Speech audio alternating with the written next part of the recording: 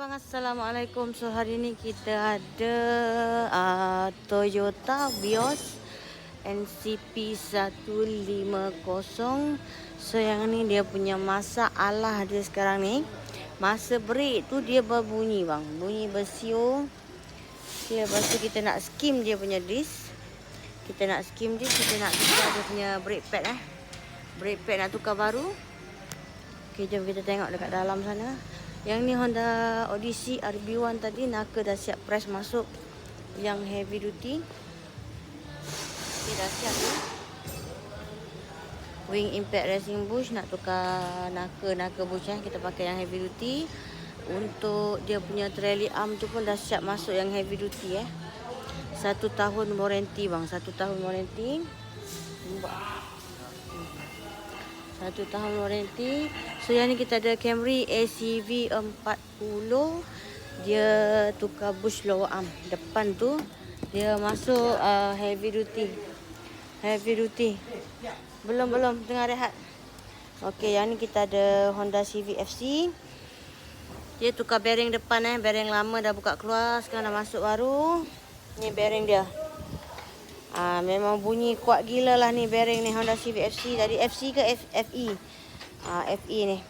Satu dah siap pump baru tu baru, yang ni yang lama dah keluar.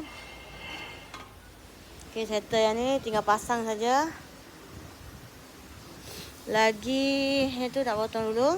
Okey, yang ni untuk Camry. Camry tadi ACV 40 tadi.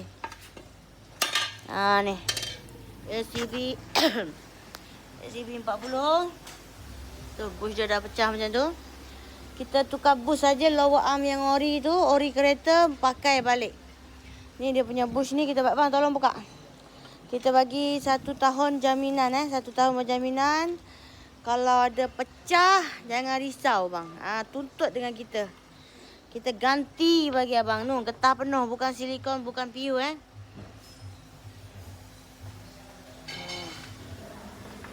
Yang ni Estima ACR 30 sama. So yang ni yang panjang dia. Ini yang panjang ada ready stock. Kalau abang nak beli barang saja pun boleh, tak ada masalah. Kalau abang pomeng, nak beli barang saja pun boleh. Nak ambil banyak-banyak pun boleh, tak ada masalah bang. Boleh bincang boleh bincang.